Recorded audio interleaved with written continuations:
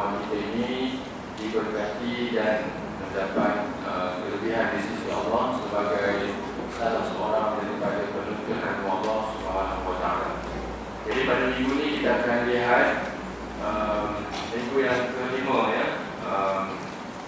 ditolak dengan minggu kesihatan.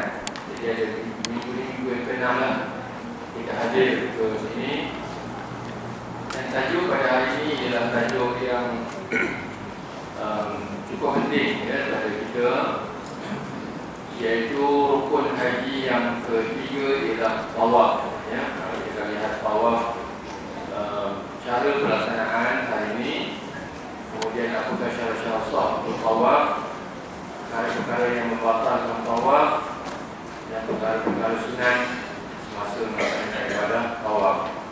Jadi tuan-tuan yang dirahmati Allah sekalian, di hadapan saya ini tuan-tuan sekalian ada yang pernah sudah melaksanakan tawaf itu, dan ada kalanya ada di kalangan jemaah kita yang masih belum lagi pernah melaksanakan tawaf. Yang mana ibadah tawaf ini hanya satu-satunya tempat yang boleh kita lakukan hanya di Makkah Al-Mukarramah dalam Masjid Al-Haram. Jadi kalau kita nak tawaf keliling, tawaf ni maknanya keliling. Kadang-kadang kita keliling juga, keliling rumah kita, tawaf keliling rumah, tapi tidaklah dikira sebagai satu ibadah yang khusus dalam umrah atau haji. Tapi kalau daripada rumah kan, kita pun nak test. Hari ini aku nak tawaf rumah, tawaf dan pusing. Tawaf ni bermakna kita melakukan ibadah pusingan itu, tawaf. Jadi tuan-tuan, puan-puan yang dirahmati Allah sekalian, ya, jadi eloklah rasanya kita sama-sama mulakan perjumpaan kita juga dengan membaca ucapan tahniah sama-sama, dengan permohonan doa kepada Allah Subhanahu wa Ta'ala agar kita dapat disucikan daripada dosa dari segi rohani dan jasmani kita. Labbaik Allahumma labbaik, labbaik la syarika lak labbaik, innal hamda wal ni'mata lak wal mulk la syarika lak, labbaik Allahumma labbaik, labbaik la syarika lak labbaik, innal hamda wal ni'mata lak wal mulk la syarika lak, labbaik Allahumma labbaik, labbaik la syarika lak labbaik, innal hamda wal ni'mata lak wal mulk la syarika lak. Alhamdulillah, kita telah baca ucapan tahniah ini.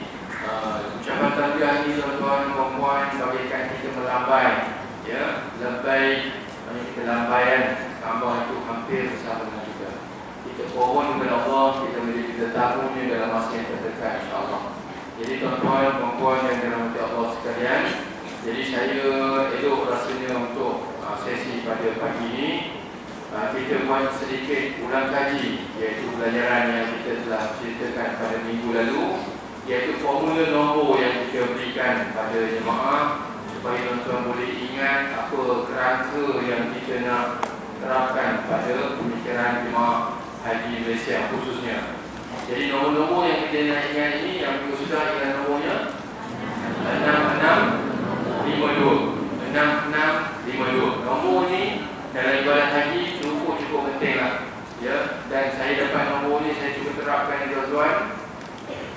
Bila kita buat beberapa survey, kita buat kaji selidik di antara jemaah, tidak boleh menyatakan dari segi hukum rukun haji, wajib haji, rukun umrah dan wajib umrah itu.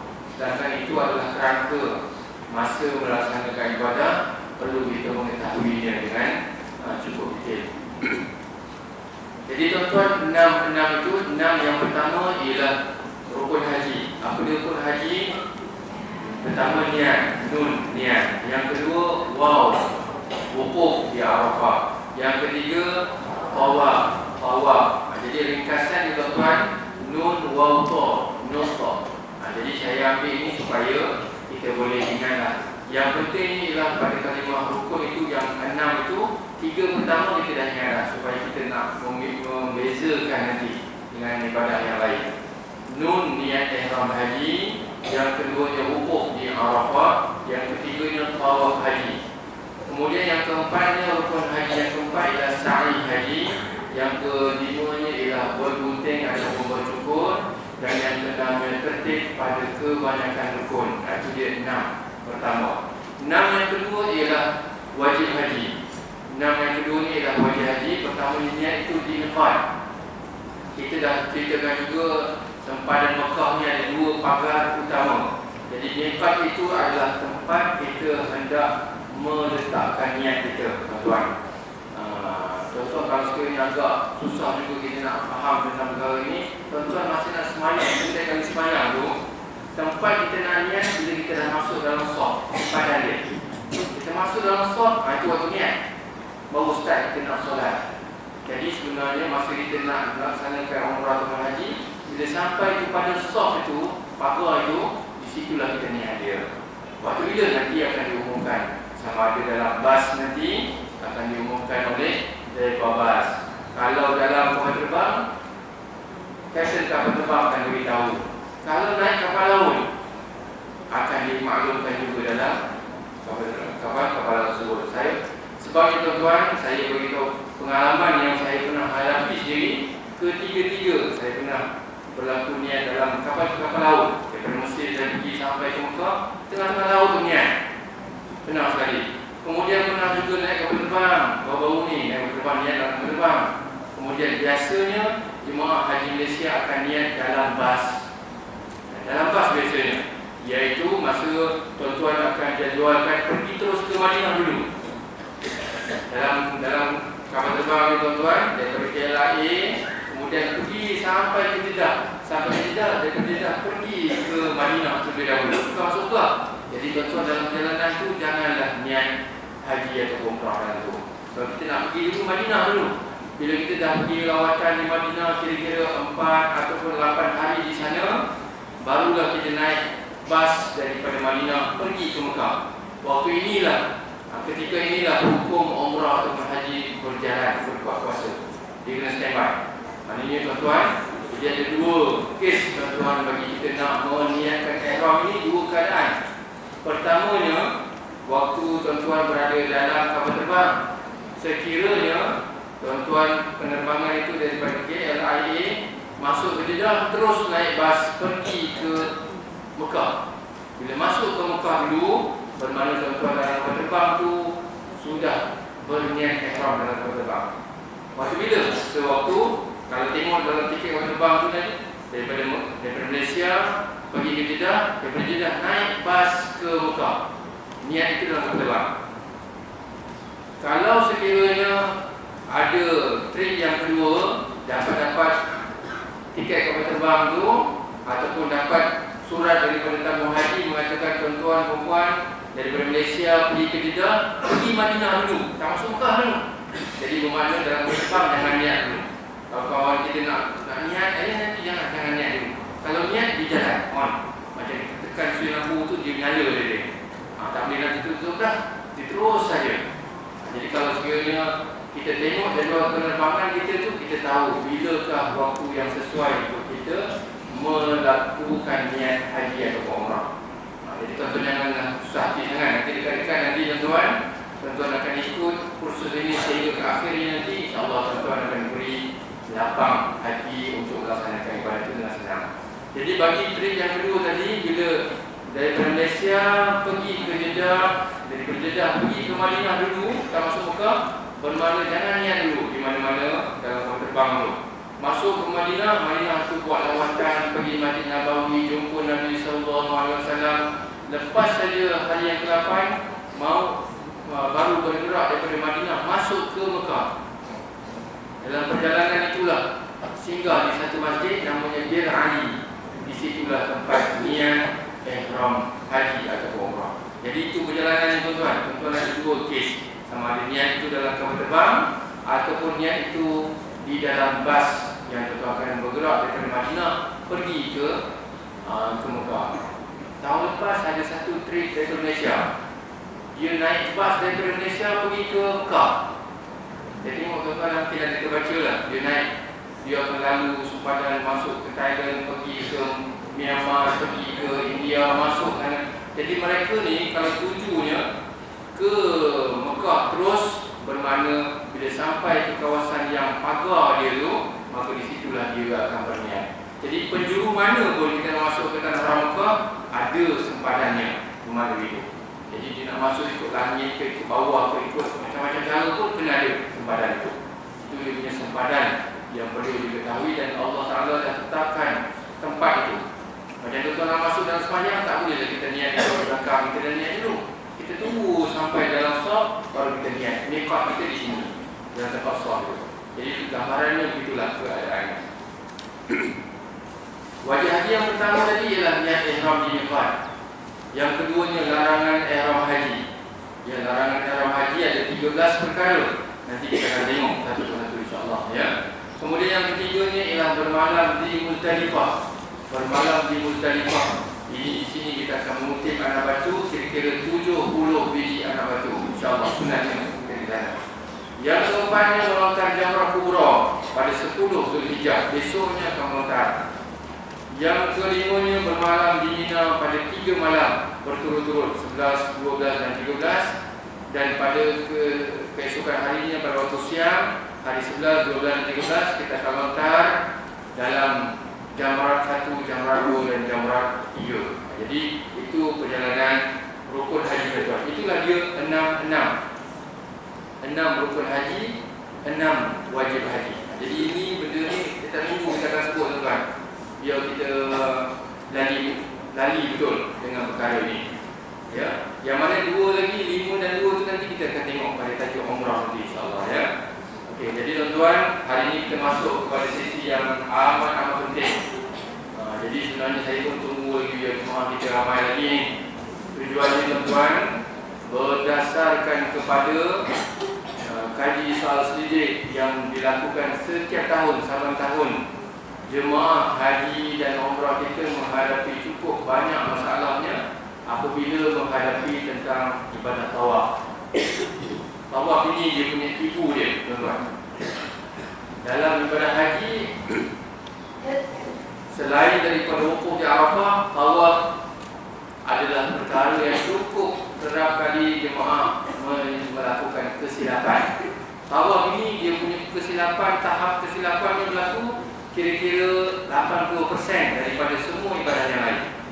Maknanya kebanyakannya kalau dirujuk dalam kes-kes tuan-tuan, dia keliru, dia sanksi, dia rasa bermasalah, macam-macam perkara nanti kita akan tengok nanti sebentar lagi dalam masalah tawaf. Ya, masalah tawaf ni tolong kita ambil perhatianlah ya, kerana dalam kes tawaf ni tuan-tuan kesannya cukup banyak sekali. Saya akan ceritalah apa kesan-kesan sampingan yang berlaku kepada orang yang tidak menitik beratkan tentang hukum tawaf. Kita nak masuk dalam satu daerah, satu kawasan yang Allah berikan jutaan rahmat, jutaan bilion ya kepada manusia, tetapi di sana juga banyak perkara-perkara yang kita kena jaga, adab dan sebagainya. Jadi tuan-tuan, ya, kita lihat yang pertamanya ialah tawaf dan pengertiannya terlebih dahulu. Ya, jadi tawaf ini tuan-tuan ialah mengelilingi Kaabah sebanyak 7 pusingan dengan syarat-syaratnya. Apabila disebutkan sekali tawaf bermakna 7 pusingan dengan sempurna. Bila sebut apa nak tawaf lah. Tawaf ni bermakna 7 pusingan dengan sempurna. Walaupun contohnya satu orang pemuda dia pergi tawaf, terkurang 1 langkah saja, bermakna tawafnya tidak dikira. Tak dapat. Ya, sebab itu tuan-tuan, dalam kitab Manasik Haji wal Umrah, masa nak tawaf ni tuan-tuan, langkah kita ni dikira. Kita punya langkah ni walau khutwatin, kalau dalam kitab dia kata walaupun selangkah kita kurang untuk menggenapkan 7 pusingan, satu langkah kurang, bermakna tawaf itu belum sempurna lagi. Selangkah. Ini kan pula kalau bilangan itu adalah bilangan yang diragui. Contohnya tuan-tuan, banyak jemaah haji masa tawaf 7 pusingan ini, masa pusingan ke-7 tu dia terkata, dia berfikir ini pusingan ke-6 ke ke-7. Contohnya, biasa waktu kita semayang, kita biasa semayang zuhur ke asar ke, biasanya kalau waktu semayang subuh, asar, maghrib, isyak, waktu mana yang tuan-tuan segala lupa rakaat? Jawapannya waktu zuhur. Sebab Rasulullah pernah sekali lupa jumlah rakaat waktu zuhur, sekali pernah rakaat pada asar. Jadi waktu lain itu pasal apa? Sebab kita baca secara jahat, baca kuat.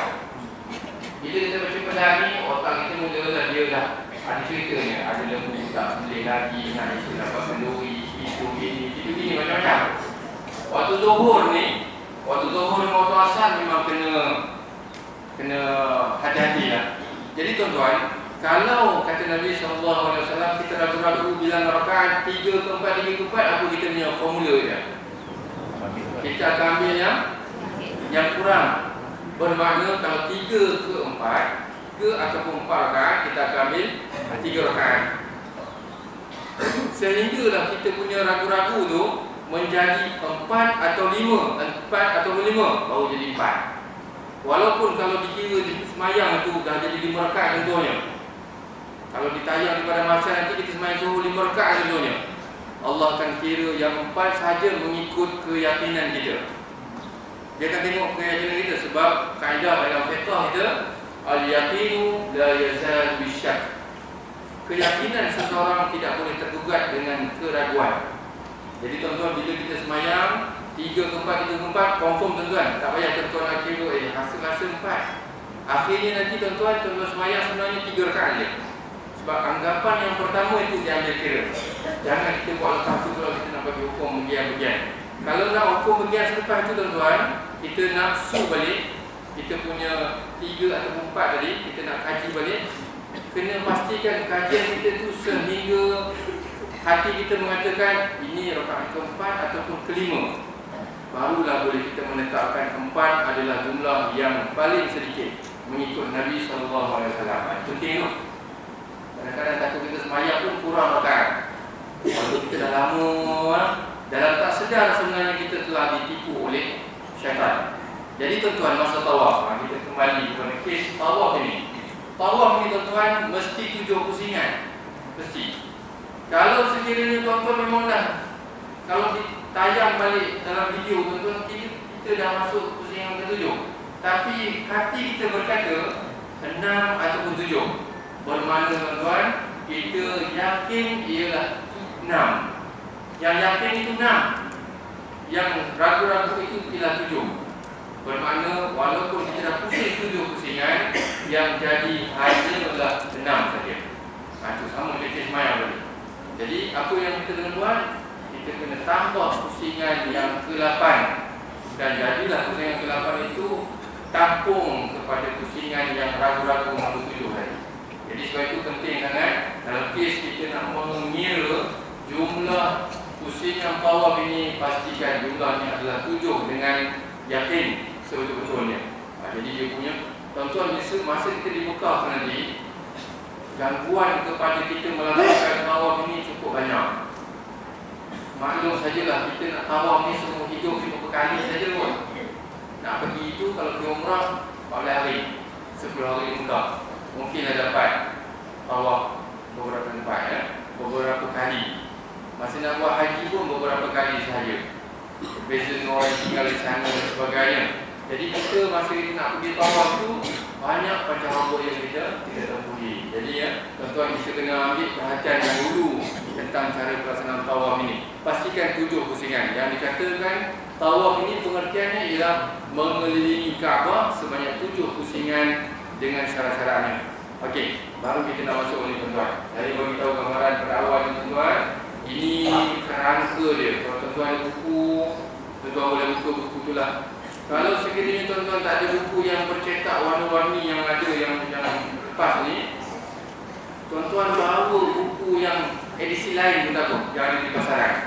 Sebab ilmu tentang haji dan umrah ni sebenarnya dia sama je. Tuan-tuan baca, kemudian nanti tuan-tuan akan nampak dia punya persamaannya sama. Cuma cara penyampaian, cara pendedahannya agak berbeza lah antara satu kitab dengan kitab. Bawa lah kitab ya, yang lain pun tidak menjadi masalah apa pun ya. Okey, dari segi pengertian tuan-tuan ialah mengelilingi Kaabah dengan syarat-syaratnya. Keliling Kaabah, jalan pun ke ibadah tuan-tuan, pusing.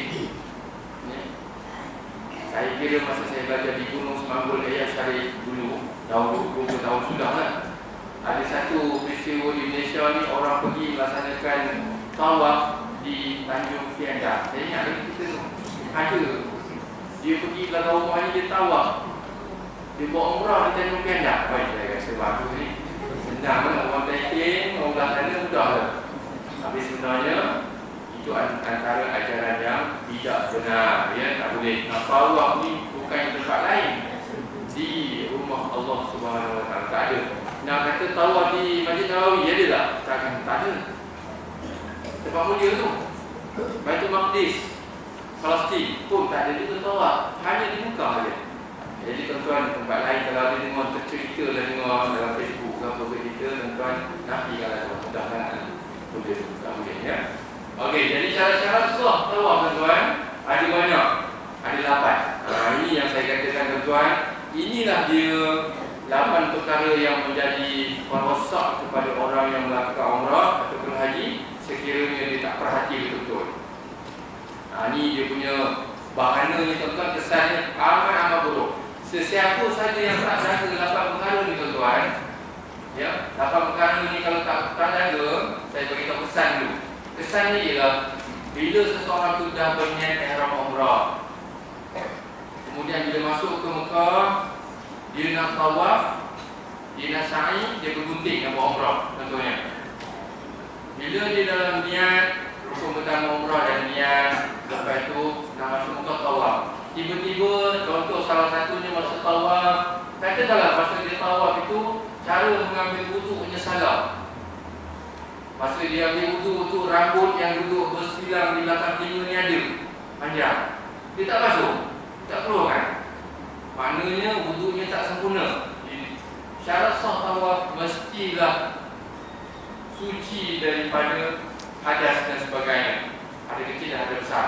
Wuduknya tak sempurna, jadi ternafi nombor 1 ni. Apa kesan ni tuan-tuan? Dia tawaf macam mana pun, satu pusingan pun tak jadi, tak habis hidup lagi.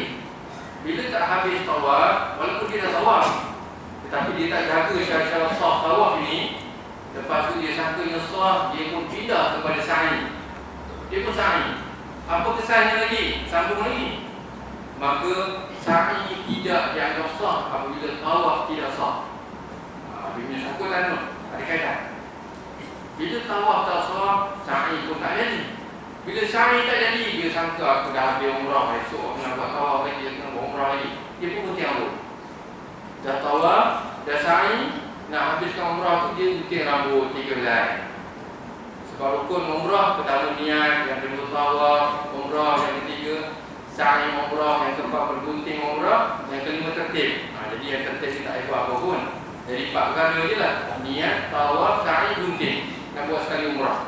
Jadi dia dah niat, kemudian dia tawaf, tapi tawafnya tak jadi. Kemudian sa'inya pun tak jadi sekiranya tawafnya tak selesai. Kemudian gunting, maka gunting ini dianggap dalam keadaan ihram. Dan dia tak sedar lagi, dia pun balik rumah, aku seronok umrah selesai apa semua. Yang mana hakikatnya perlu wajib untuk dia berpakaian ihram lagi sunat. Dia pun balik ke hotel. Besok dia pergi buat umrah lagi kali kedua. Dia pergi ke tanah air, niat ibadah umrah, kemudian pergi tawaf. Masa tawaf ni kalau contohnya wuduknya sama juga lagi. Sama juga lagi, mana tak sah lagi. Basuhan wuduk dia, telinga ni, kawasan sektor ni dia tak basuh. Jadi rambut ni dia selak di belakang telinga ni tak kena. Enggak, kacau. Sebab itu contoh kalau ada kawasan-kawasan yang kita ragui ataupun kita dalam daerah wuduk ni, ya, maka kita kena basuh dengan sempurna. Ini contoh salah satu Jadi bila jadi begitu, umrah kali yang kedua tawafnya tak jadi, sa'inya pun tak jadi, bergunting kali kedua tu pun tak jadi juga. Kemudian besok je lagi dah masa hari ketiga lah, dia ihram ini. Balik lagi, kemudian pergi ke Tanah untuk buat umrah kali yang ketiga. Pergi ke Tanah bagi Tanah, balik ke Mekah. Masa itu contohnya adalah maklumat dia tahu, oh aku kena basuh siap-siap. Biasanya tuan-tuan, dalam Masjidil Haram, di Tanah Haram ni, biasanya beberapa hari selepas itu Allah Ta'ala akan buka balik. Kamu ada silap tahun ini. Nanti masa ketiga itu Allah Ta'ala akan tunjuk. Saya kata, Tuan Haji walaupun dah 17 hari Tuan Haji ihram yang pertama tak selesai, tapi syukur alhamdulillah tuan-tuan dapat tahu sebelum tuan-tuan balik ke Malaysia. Jadi tuan-tuan buat balik dulu. Kita akan beritahu begitu. Contohnya beberapa hari dah 3 hari ihram contohnya yang tak disedari tadi, kemudian dia ambil wuduk dengan sempurna, baru yang ketiga ni sempurna. Jadi tuan-tuan, walaupun dia niat sekali, 2 kali, 3 kali di Tanah itu, yang jadi niat hanya pertama kali itu saja. Yang niat kedua tu kita tak payah pergi ke Tanah pun.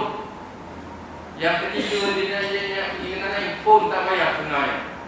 Tapi oleh kerana dia tak tahu tadi, maka dia tawaf pada bila dah niat nombor 3 di Tanah, kemudian balik ke Mekah, dia tawaf dengan wuduk yang sempurna. Jaga semua 8 perkara ini, jaga dengan penuh. Kemudian barulah jadilah niat nombor 1 tadi baru terjadi masa umrah yang ketiga kononnya. Jadi begitu. Kemudian sa'i yang umrah yang ketiga ni baru melengkapi umrah yang pertama dulu. Kemudian bergunting yang berikut yang nombor 3 ni baru cukup umrah baru sekali saya buat. Walaupun 3 kali diulang alik, tetapi yang jadinya hanya sekali saja. Kerana niat ihram umrah ni tuan-tuan amat perlu kita titik beratkan. Kena jaga betul-betul. Sebab ibarat saya tuan-tuan, kalau tuan-tuan dah mula niat, kita tidak boleh berpatah balik semula dengan niat tersebut.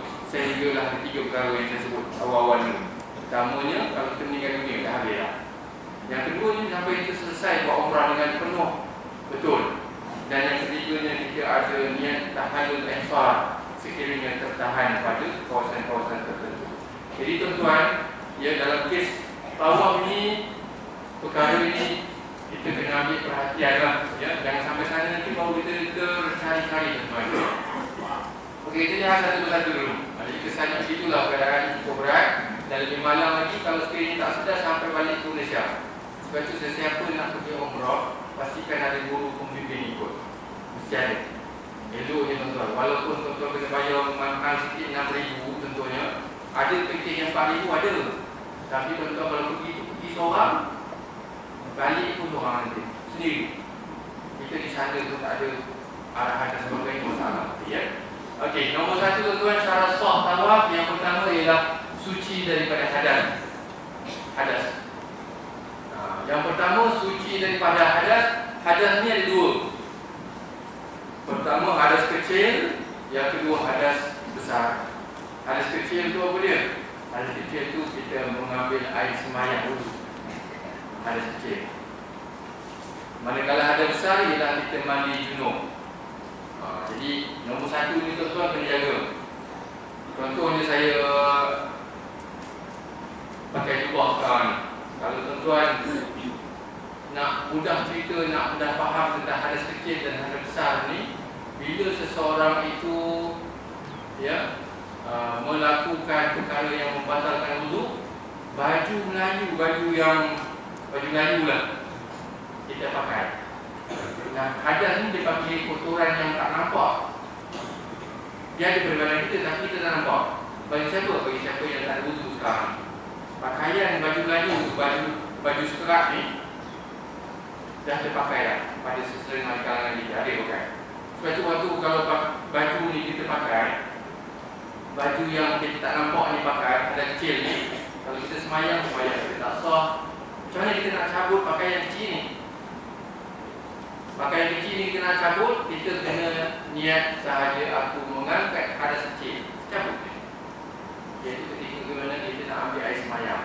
Waktu wudu tu sebenarnya kita mengangkat kita punya baju kecil tu. tuan faham ni? Tak faham? Tak faham ya? Saya nampak macam tak faham tu ni. Macam ni. Nak cerita ni tuan-tuan. Kita nak fahamkan konsep untuk hadas kecil dan hadas besar. Ya, saya mulakan contohnya saya pakai jubah sekarang ni lah. Jubah ni kita anggapkan macam hadas besar. Dia duduk pada badan kita. Dia tak nampak ni. Ya, pada siapa? Orang yang berhadas besar. Hadas besar ni contohnya dia duduk di rumah dia dengan isterinya, dia berjima, isteri, suami isteri, jima. Kemudian pakaian hadas besar tu ibaratnya satu badan yang hadas besar ni. Dia terpakai. Benda tu tak nampak, tapi dah ada. Kalau semayang apa jadi semayang tu? Semayang tu tak sah, sebab itu suci daripada hadas kecil dan besar tuan-tuan. Konsep yang kita nak fahamkan waktu kita nak pergi Malaysia kita, tutup baju jubah besar tu dah pakai. Macam mana kita nak cabut jubah ni? Dengan cara kita mandi hadas besar, ataupun kita niatnya sahaja aku mengangkat hadas besar. Sebab itu niatnya pun diangkat. Raf'ul hadatsil akbar. Nawaitu raf'al hadatsil akbar. Saya aku mengangkat hadas besar. Kita cabut baju jubah. Kalau dah ada besar kita faham kan? Ada kecilnya pula. Kalau kira ni tuan-tuan, ada di kalangan kita ni yang ada wudu, ada yang tak ada wudu. Bermakna yang tak ada wudu ni dia ada pakai baju Melayu. Lawan pada jubah tadi, jubah besar satu badan ni. Yang pakai baju Melayu ni ibaratnya dia macam dia memakai hadas kecil. Hadas kecil ni dia akan datang bila kita dah terbatal wudu. Dia pun sawung pada badan kita. Oh, dia sawung. Tapi tak nampak. Dia tak nampak. Bila kita pakai, kita nak angkat balik hadas kecil ni. Saja aku mengambil wudu kerana Allah. Jadi pakaian yang kecil tadi akan terangkat. Dengan terangkatnya hadas kecil dan hadas besar, baru semayang kita tu tak ada dua baju ni, baru besar semayang tu. Itu mana dia? Jadi sebab kita niat sahaja nawaitu raf'al hadatsil asghar, nawaitu wudu'a lillahi ta'ala, kita angkat baju tu. Tapi tuan-tuan jangan pula tersilap faham kalau kita dah pakai pakaian tu, nak semayangkan ni pakai baju tu tak boleh. Boleh. Maksud saya ialah pakaian yang tak nampak tu, dia ada melekat pada kulit kita, pada badan kita. Betulan saya. Yang nampak ni siapa? Binatang-binatang, makhluk-makhluk lain daripada manusia dan jin. Sebab bila kita masuk masjid ni, makhluk yang ada dipahami lampu, masuk manusia makhluk lain lah, semua akan nampak kita punya di sisi Allah, di sisi agama ni, foto kita ni lalat ke apa tu nampak. Betul lah. Rezeki Allah Ta'ala tu akan, malaikat boleh trace, boleh kaji, boleh kesan pada perwatakan kita. Apa tengok kita pun dia tahu tanda-tanda ni ada benda. Jadi tuan-tuan, nombor satunya nak melaksanakan tawaf ini, nombor satunya ialah suci daripada hadas. Maksudnya ialah baju kecil, hadas kecil tadi dah tercabut. Yang keduanya hadas besar, baju jubah tadi pun dah tercabut. Macam caranya dengan melaksanakan cara wuduk dengan sempurna dan mandi hadas dengan sempurna. Saya tuan-tuan bagi jemaah haji yang terpilih nanti, tuan-tuan mungkin ada yang terpilih untuk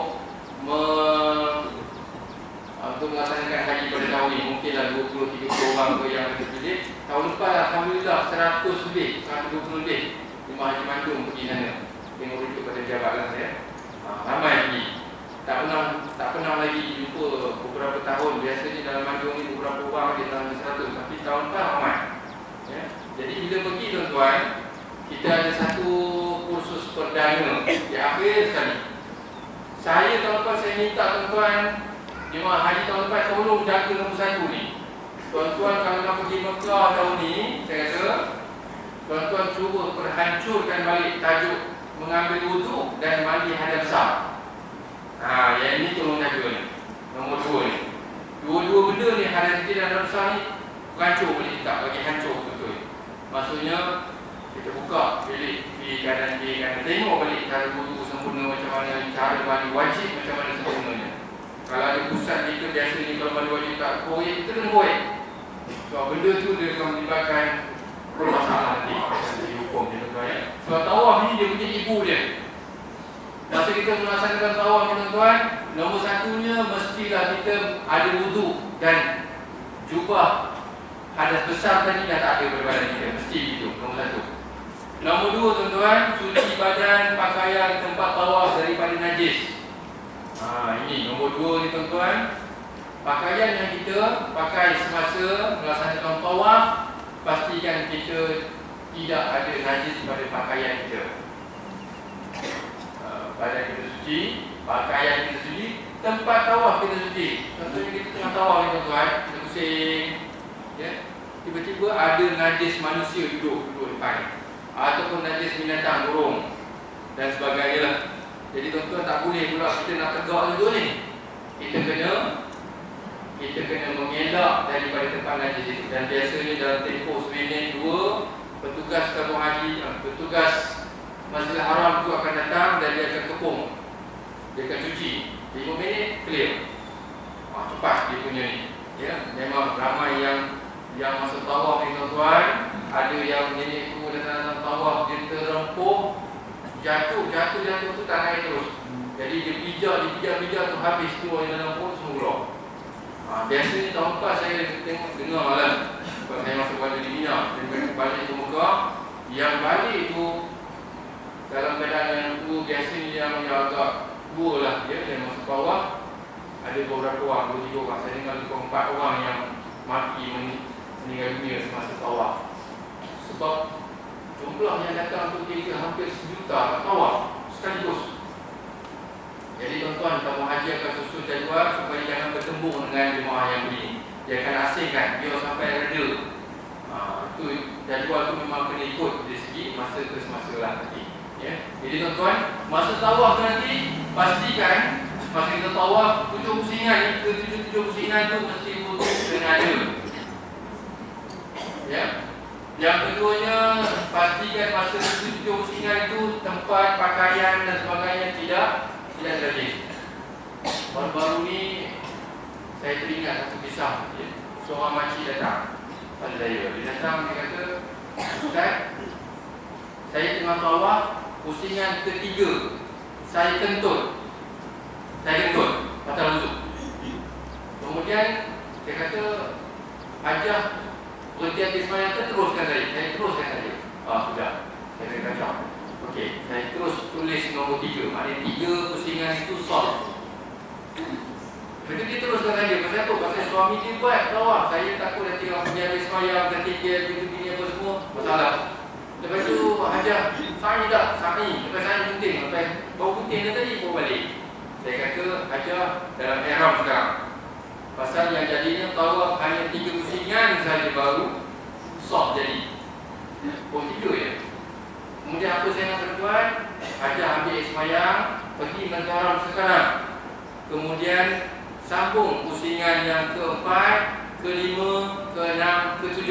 Sambung saja, tak payah nak ulang lagi daripada nombor 1. Sambung saja tempat yang kita nak sambung itu. 3 sambungkan 4 pusingan saja lagi. Kemudian sa'i semula. Kena balik jalan, memang boleh jalan balik. 3 meter setengah, makcik pun air. Saya tak tahu Ustaz, apa? Upah sorong pada orang, RM50. Yang saya risau ni hukum ihram tu.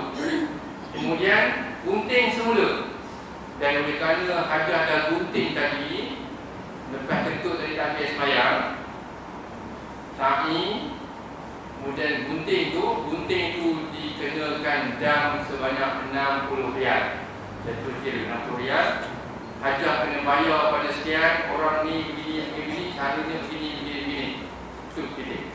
Hajah minta tolong buat cepat. Nanti kalau lepas ni kalau ada terpotong buku ke apa ke, itu tambah lagi extra. Tambah lagi pula. Jadi RM60 lagi, RM60 lagi. Ya. Kita kena kira dia punya hukuman dia. Ya. Tapi sebenarnya hukuman tu bukannya nak mendera kita, tapi Allah Ta'ala nak sejut balik harta yang kita mungkin tersilap dulu. Tuhan bayar di sana. Allah pilih kita bayar di sana untuk orang yang terpilih lah. Ya, jadi jangan resah hati kalau nak bayar. Keluarkan duit, bagi. Kita mungkin pernah terkedekut dulu. Satu ketika Tuhan minta balik di sana. Dan selamatkan kita di akhirat nanti. Jadi tuan bayar ketika. Jadi tuan-tuan, saya kembali balik pada kes ni tadi. Masa nombor 1 tadi suci daripada hadas, masa tawaf, kalau terkentut ada perkara yang membatalkan wuduk, automatik kena stop. Masa stop, ambil wuduk semula, kemudian terus sambungkan. Ya, semula. Jadi perkara membatalkan wuduk, sebab itu perkara wuduk ni kena hancur dulu. Hancurkan betul. Sebab wuduk ni cukup penting pada tawaf. Yang kedua, suci badan, pakaian, tempat tawaf daripada najis. Dua. Yang ketiganya, menutup aurat. Masa dia tawaf tu tuan-tuan, masa dia tawaf, pastikan dia menutupi auratnya. Bagi wanita, biasanya jemaah lain ada yang tak pakai stocking. Wajib kita pakai stocking. Tuan-tuan hadir pada hari ini, wajib untuk pakai stocking. Bagi wanita, bagi orang lelaki tak payah pakai stocking. Ya, tapi orang lelaki lain pula hukuman dia, lain pula dia punya hukumnya. Ya, Allah Ta'ala hadir ni, orang perempuan dia punya auratnya berat, tapi dia boleh tinggal semayang bukan semua tu. Lihatkan, orang lelaki ni 24 jam, kau buat apa pun kena, tapi auratnya Tuhan bagi ringankan. Jadi keadilan Tuhan tu bagi sama rata semua, bagi rasa semua. Ya. Kemudian tuan-tuan, mengetahui aurat ni kena jaga. Masa tawaf 7 pusingan, kena pastikan aurat kita terjaga. Ya, saya bawa juga kain ihram ni tuan-tuan, sebab kain ihram ni saya nak tunjukkan juga nanti macam mana kita nak pakai masa tawaf dan masa sa'i nanti ya. Nanti depan ni insya-Allah saya tunjuklah. Yang keempatnya, bermula daripada sujud Hajarul Aswad dan berniat tawaf di tawaf wada, tawaf sunat dan tawaf nazar. Jadi tuan-tuan, contohnya kalau kita duduk di depan Kaabah ni, kita nak mula dengan penjuru Hajarul Aswad, iaitu batu hitam. Dulu ada satu garisan, tapi sekarang dah tak ada lah, sebab bila ada garisan ni jam depan bawah semua dulu situ, niat di situ pula. Jadi dia dah letak lampu di ujung sana, orang lalu sahaja dia pun lambai saja pada Kaabah, pada Hajarul Aswad, lambai saja pucuk sunat begitu. Jadi dia terus saja lalu. Jadi tuan-tuan, nak mula kiraan satu itu bermula daripada Hajarul Aswad, batu hitam. Kiraan. Jadi kalau kita ada tuan-tuan, dalam buku kita tu ada doa yang pertama tawaf, ikut sajalah step-step tu, susunan tersebut. Mudah untuk kita ingat ya, dengan berapa. Yang keempatnya, yang kelima ya, menjadikan Baitullah di sebelah kiri dan berjalan di hadapan. Tuan-tuan, nak tawaf ni nak ikut arah jam ke lawan arah jam? Pusingan tu, nak pusing. Nak ikut clockwise ke anti-clockwise? Lawan jam. Lawan jam. Pusingan jam. Okey, kita tengok jam ni kan.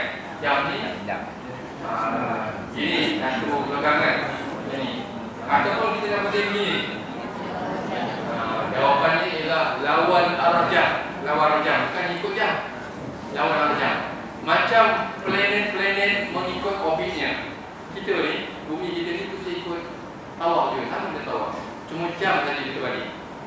Jadi segala sunnatullah yang Allah letakkan biasanya dia akan anti-clockwise, dia akan ikut lawan arah jam, pusingan. Jadi tuan-tuan, kita nak pusing ni, jadikan Kaabah itu di sebelah kiri.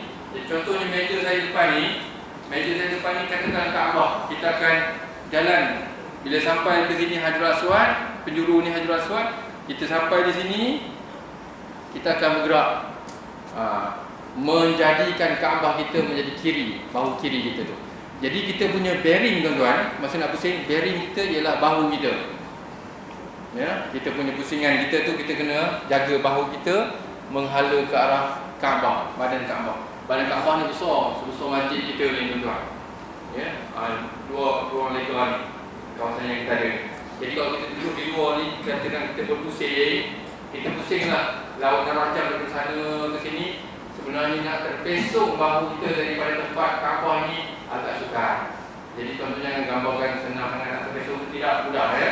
Jadi jangan menjadikan Baitullah di sebelah kiri dan berjalan ke hadapan. Ya, jadi beginilah kita berjalan. Kalau Kaabah kita pusing satu pusingan, bila sampai saja ke tempat Hajarul Aswad yang kita mula tadi, bermakna genap satu pusingan dengan yakin. Ya, pastikan begitulah. Begitulah seterusnya sampai 7 pusingan dengan penuh. Dan yang ke-6nya ialah mengelilingi Kaabah 7 pusingan dengan yakin. Ini yang saya sebut pada awal tadi tuan. Masa kita tawaf tu, kalau kita ragu-ragu, pastikan kita ambil nombor yang paling rendah. Sebab nombor yang rendah itu jumlah yang kita yakin. Yang nombor yang tinggi itu adalah nombor yang ragu-ragu. Al-yaqinu la yazalu bisyak. Yang yakin itu akan diambil kira, yang syak itu dibuang sama sekali, buang lagi. Jadi kita ambil 6 itu adalah pokoknya. Jadi kita tambah lagi satu kalau sekiranya berlaku ragu-ragu tuan-tuan. Ya.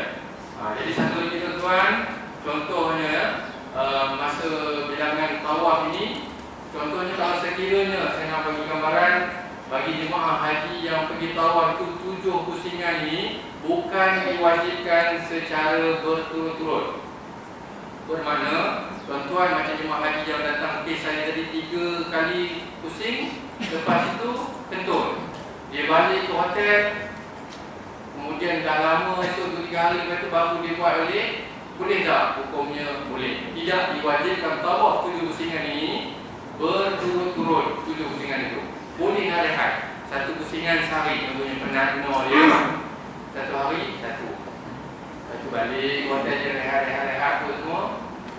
Besok pula datang pusing lagi, sambung dan sebagainya. Tapi ihram masih berjalan ni. Jadi di rumah tu tak boleh lah nak cuit-cuit laki bini, tak boleh. Nak cuit-cuit nak berselawar ke semua tak boleh. Nanti kena seekor unta benda dia. Jam dia seekor unta. Cucuk lama-lama lain pada dia memang. Jadi sana tu power dia punya godaan dia tu. Dia semangat dia tu lain. Jadi tuan-tuan, jadi 7 pusingan ni saya lalu ni tuan-tuan habis kalau sekali pusing tu 7 kali pusingan habis. Kalau kita terbatal wuduk, pergi ambil wuduk, sambung semula balik. Ya, nanti kita akan tengok cara macam mana tuan-tuan ya. Jadi yang pentingnya 7 pusingan tu dengan yakin. Yang keenamnya, nombor 6 pun selalu juga jadi ni, iaitu berjalan dengan tujuan tawaf. Ada sesetengah jemaah yang berjalan bukan niat untuk tawaf. Contohnya dia tengah pusingan pertama, katakan dia betul-betul tawaf. Dia tahu yang dia tu sedang tawaf dan dia berjalan untuk tawaf. Pusingan kedua tiba-tiba dia ternampak rakannya. Dia pun mat, dia pun pergi jalan melambai. Masa pergi ni bukan tawaf ni. Kena pula lepas tu dia terus saja sambung. Sudah. Sepatutnya masa tawaf ini daripada awal tawaf sehingga 7 pusingan dengan penuh itu ke 7 pusingan itu dengan niat tawaf. Bermakna kalau sekiranya ada kawan ke, itu kita anggap itu ujian dari Allah. Saya pernah sendiri kena dah 15 tahun tak jumpa kawan tu, masa tengah tawaf tu nampak kawan. Dia pun lambai, saya pun lambai. Apalah, kita habiskan dulu dia. Lepas tu sampai sekarang alhamdulillah tak jumpa lah. Jumpanya masa mana dia akan pergi sofa bawah. Saya tu ini Gunung Semangka Syarif dulu ni kawan ni. Tak pernah jumpa di atas bukit sofa Marwah. Ini hebat ni. Tak tahulah ya. Jadi dugaan tu saya teruskan. Sebab kita kena tahu kalau kita nak melambai ke, kita nak pergi ke, pastikan kita tanda dulu di mana tempat kita tawaf itu di akhirnya. Sama juga kes bagi jemaah haji atau umrah yang dahaga tengah tawaf ni, dahaga sangat. Tuan-tuan kena tanda di mana tempat kita berhenti. Contohnya tandanya aku dah tawaf 5 pusingan sampai ke Hajar Aswad. Lepas tu pun pergi cari tanki air santam. Minumlah sampai kenyang betul. Kita patah balik semula tempat sebelum langkah yang pertama. Sebab itu tawaf dan sa'i kurang 1 langkah dianggap 0, kosong. Kurang 1 langkah dianggap kosong. Bermakna tuan-tuan kena patah balik kepada tempat yang pusingan yang kelima tadi, kita sambung pusingan ke-6 dan ke-7. Jadi kita pastikan bilangan tawaf ni berjalan dengan tujuan tawaf. Boleh tuan ya? Susah ni? Susah tak? Sebenarnya tak susah tuan. Tuan sembahyang, saya ambil contoh sembahyang. Saya sembahyang ni hari-hari. Tawaf ni semua hidup tak berapa kali je. Macam tadi contoh niat sembahyang betul tadi kan. Contoh tadi sembahyang. Sembahyang ni tuan-tuan. Tuan-tuan tengah sembahyang contohnya, tengah-tengah sujud. Tiba-tiba syaitan tanya, ni sekarang ni pukul berapa? Pukul berapa? Tanya kita. Ada sebab tu. Kemudian tengok memang depan kita ni ada jam kan. Kita pun nak bangkit. Allahu Akbar, tengok jam. Kita ni kan. Mana-mana ibadah Yang melaksanakan kita tengah semayang tu daripada rokok, nak bangkit, orang tu pukul 9. Nak bangkit tu, nak tengok bermakna kita telah menghilangkan keadaan ibadah itu. Mana rokok tu dah tak ada. Mana kita kena patah balik rokok tu, kena Sallallahu Alaihi Wasallam balik semula. Jadi mana-mana ibadah, contohnya sembahyang pun, kalau sekiranya kita melaksanakan perbuatan itu untuk selain daripada ibadah sembahyang tersebut, maka ibadah itu dianggap tidak sah. Syarat sah ibadah mesti, kalau tawaf berjalan, mestilah niatnya dalam keadaan tawaf. Contohnya kita sembahyang dulu lagi, kemudian kita gatal ni, berlutut gatal. Untuk imam ni baca surah Sajdah, subuh Jumaat, panjang menolak katanya. Kita pun, kita tu imam tu baca habis saja sujud sajdah tu, surah sajdah tu habis, dia pun cepat-cepat. Imam tak rokok habis dan kita dah sampai dah. Tujuannya nak garu, ni. Bermakna rokok tersebut kosong, tiada. Begitu juga tuan-tuan, kalau sebelum sembahyang, ni biasa orang wanita lah, dia tadi air dulu. Dulu zaman dulu pakai ping suara tu kan. Tengah-tengah dia sembahyang tu bunyi dah kuat. Dia pun mula speed. Speed tu tujuan untuk melakukan perkara yang berikutnya, dia anggap tidak termasuk dalam cara sah solat itu. Baik itu dalam perkara ibadah ni, kita kena ikut dia punya syarat-syarat sah dia tu. Kena tengok satu persatu tuan-tuan. Jadi tuan-tuan, nombor yang ketujuh ni penting kan ni. Berjalan tujuan tawaf. Saya dalam kes saya tengok jangan ramai jemaah yang memang keliru dalam perkara ni tuan. Jadi dalam kes ni tolong hati-hati lah. Masa tawaf ni tuan, handphone ke apa ke, ada yang menjawab telefon tembak. Ya, tawaf ni. Ada yang tawaf setakat kabur pun, kita pun Allah Akbar, tapi bukan orang Malaysia lah. Ya. Dia minta lagi kena kawal lah benda tu supaya kita kena jaga syarat-syarat sah ni. Kita buat bukannya selalu. Kita nak rapat dengan Allah. Jadi kita ambil ya. Okey, yang seterusnya yang ke-8 dilakukan dalam Masjidil Haram dan di luar dari binaan Kaabah. Jadi orang tawaf ni mesti nombor satunya dalam Masjidil Haram. Masjidil Haram yang cukup besar. Kalau tuan-tuan buka alamat web sekarang ni, Mekah online, Mekah live. Bumbung Masjidil Haram sekarang ni sedang diruntuhkan. Jadi rakan tengok dia kata Mekah live. Sekarang ni pukul 10 pagi. Kalau buka sekarang ni, bermakna 5 jam ke belakang pukul 5 pagi. Sedang sembahyang subuh sekarang ni. Maknanya Tok Imam tengah baca semayang dalam solat subuh sekarang ni.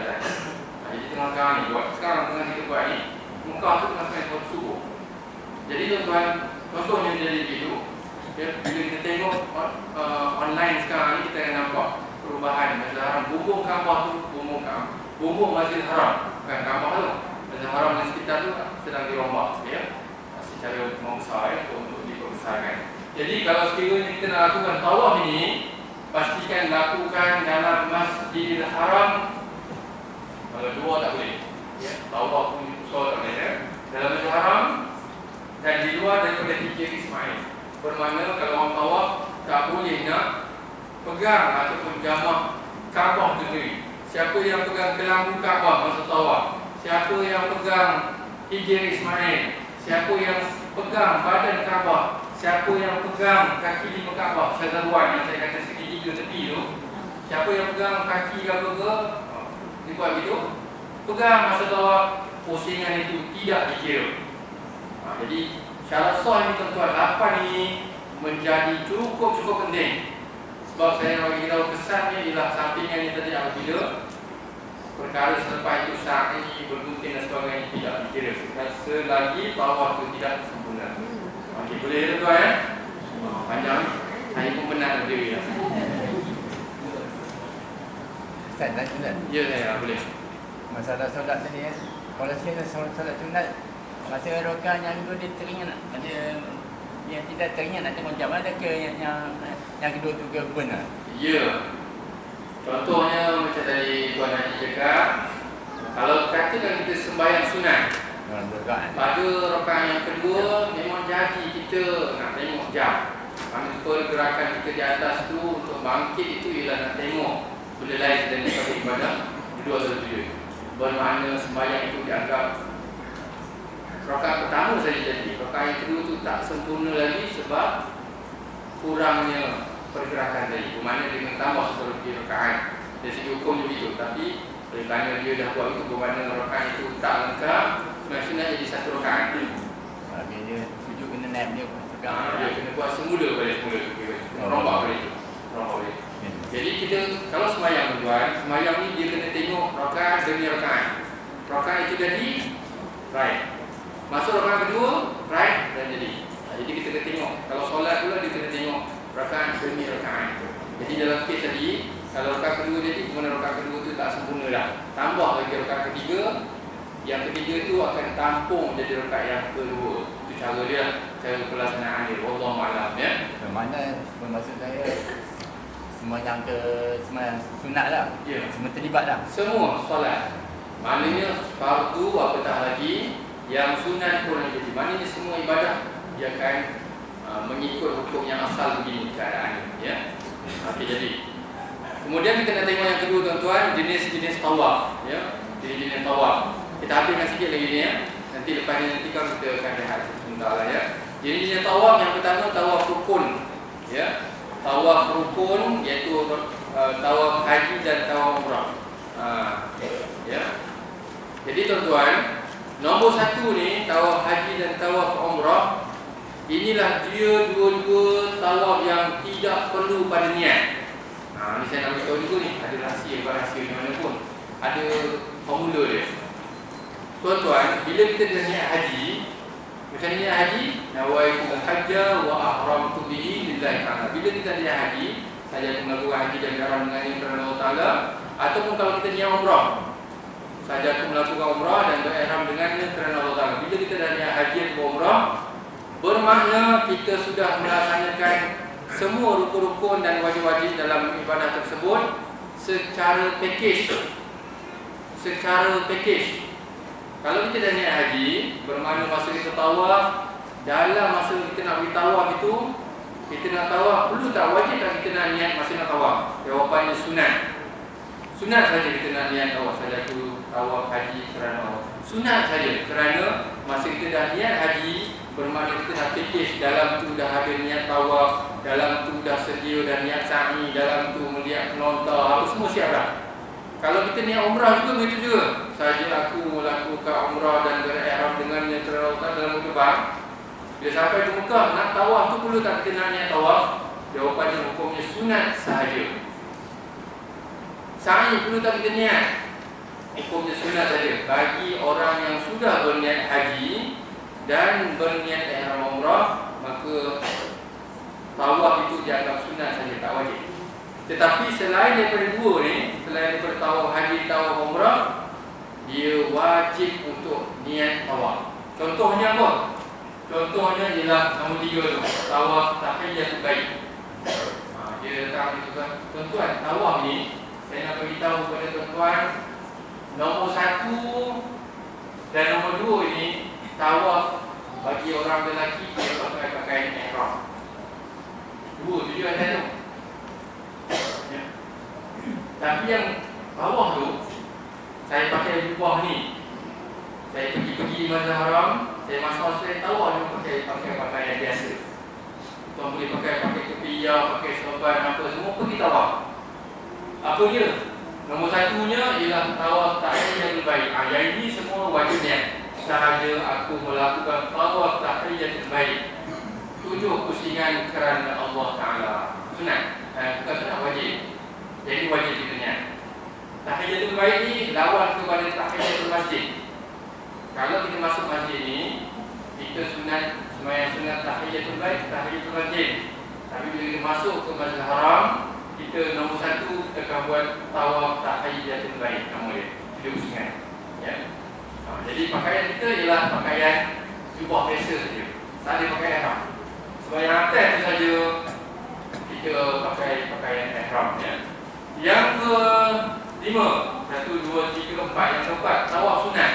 Tawaf sunat ni sama tuan-tuan, wajib kita niat tawaf. Sahaja aku melakukan tawaf sunat kerana Allah Ta'ala. Nak sebut 7 pusingan boleh, tak sebut pun tak apa. Waktu bila boleh. Kita masuk dengan haram nak tunggu sembahyang fardu isyak tentunya. Kita datang maghrib. Biasa maghrib kita duduk dengan isyak, kita dengar kuliah, sana kuliah, kita membaca Quran apa semua.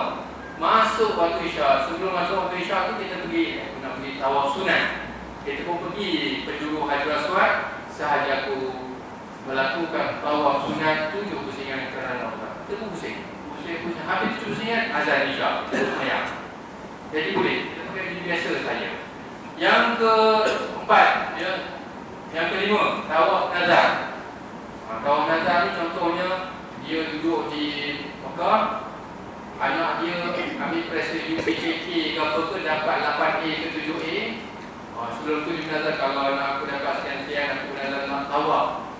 Jadi tawaf tu sahaja aku melakukan tawaf nazar kerana Allah Ta'ala. Dia buat begitu, ya. Yang ketujuhnya ialah tawaf wada'. Tawaf wada' tu pakai jubah biasa dia. Tawaf selamat tinggal. Jadi wajib. Ya. Niatnya pun sama. Jadi tuan-tuan, ya, untuk niat, untuk pembahasan niat tawaf ini, masa tawaf haji dan tawaf umrah hukumnya sunat saja nak sebut. Baki selain daripada umrah dan haji, wajib kita niatkan tawaf itu. Ya. Okey.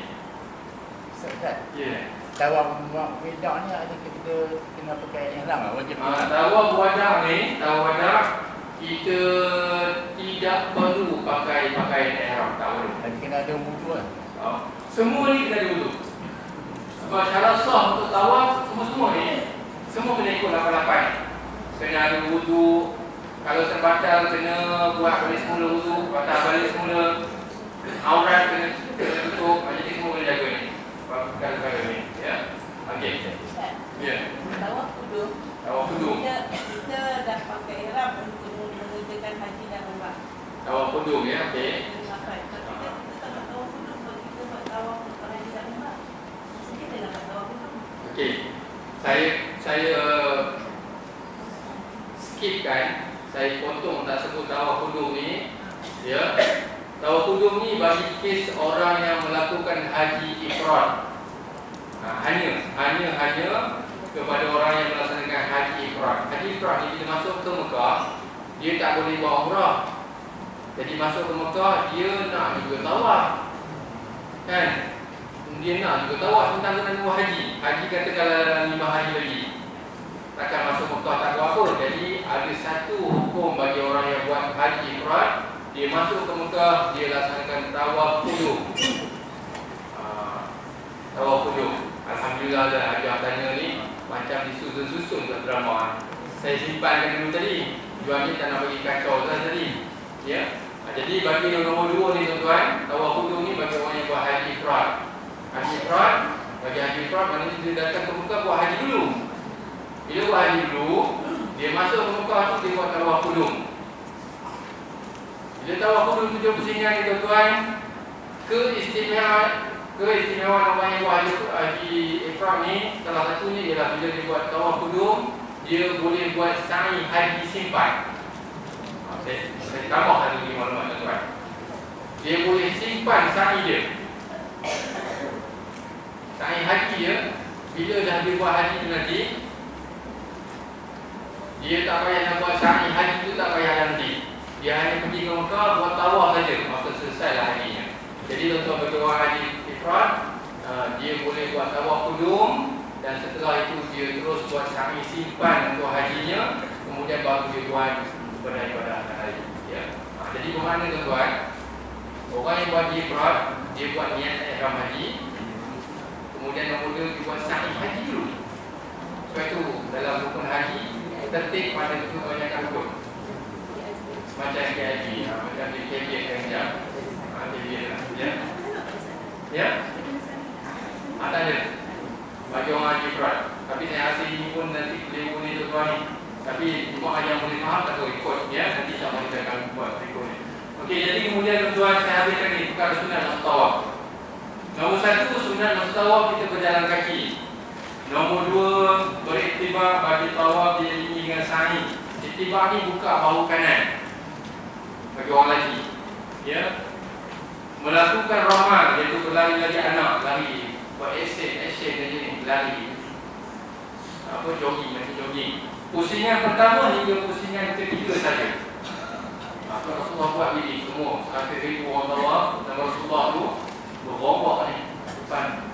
Lepas tu orang yang duduk di rumah masing-masing orang kafir ketika kita datang Rasulullah menawan ke Mekah tu, berrombak orang tengok 100,000 kita tawaf tuan-tuan, 120,000 sama Nabi datang umrah. Tuan ya, bila tengok tu semua orang pakai turun pergi mengucap dua kali syahadat kepada Rasulullah. Kalau dia pergi salam habis semua, hancur semua, jadi mengucap semua masuk Islam lagi, ya.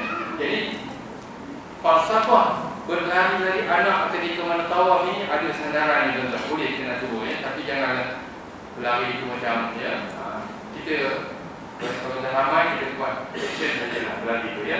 Kemudian istilah mengucuk Hajar Aswad dan tidak mengucuknya, ya.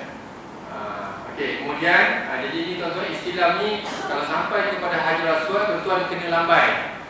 Sunatnya begitu, ya. Kita lambai, kemudian kita kucuk sampai bunyi. Maknanya kita sedang pegang Hajar Aswad, kita kucuk dia, kita cium Hajar Aswad. Bila sampai kepada rukun Yamani, kita akan angkat tangan saja, kemudian tak payah kucuk, jalan terus. Maknanya sunat saja melakukan sedemikian, sunat saja. Ada apa, ya, kalau nak buat, kita boleh buat. Tak boleh buat kalau terganggu, teruskan saja pusingan. Ada apa? Saya sebab fikir ni tuan-tuan, kalau sekiranya jemaah itu dia tersilap dia tuan-tuan, dia ada sampai nak kucuk ni, dia pusing badan dia. Dia dada dengan kapal. Dia kucuk gitu. Bila kucuk gitu, bermakna pusingan itu dah terganggu. Ya. Jadi kalau terganggu tuan-tuan, tuan pusing macam biasa sajalah. Ada apa? Kemudian sunat membaca zikir doa semasa tawaf itu. Berturut-turut 7 pusingan. Macam saya cakap tadi, 7 pusingan itu bukan wajib. Hukum sunat saja kita boleh pergi sana cari barang dulu, sambung tawaf boleh, tak ada masalah. Kemudian seterusnya tawaf dengan khusyuk dan tawadhu. Dia jaga khusyuk lah, ya, macam solat. Dan selepas tawaf disunatkan kita sembahyang sunat tawaf. Jadi tuan-tuan, saya rasa cukup sekadar dulu. Ini pun paparan ini pun agak berat dulu minggu ni tuan-tuan. Tajuk hari ini memang agak berat. Dan memang saya nak beritahu kepada tuan-tuan, tajuk tawaf ini ialah kemuncak dia punya, antara yang kemuncak lah dalam melakukan ibadah ini. Jadi minta tolong ambil perhatianlah pada tawaf ini tuan, supaya kita dapat melaksanakan ibadah sempurna. Jadi saya rasa itu saja untuk sesi pertama ini. Kita sambung insya-Allah sampai. Assalamualaikum warahmatullahi wabarakatuh. Jadi kita lihat dulu sesi pertama. Di sebelah ni untuk yang terakhir kita ada senamannya yang kita boleh juga setelah untuk minum pagi. Mungkin kita masih lewat ya, sebab kita dah ambil 2 minit. Ya, Assalamualaikum warahmatullahi wabarakatuh.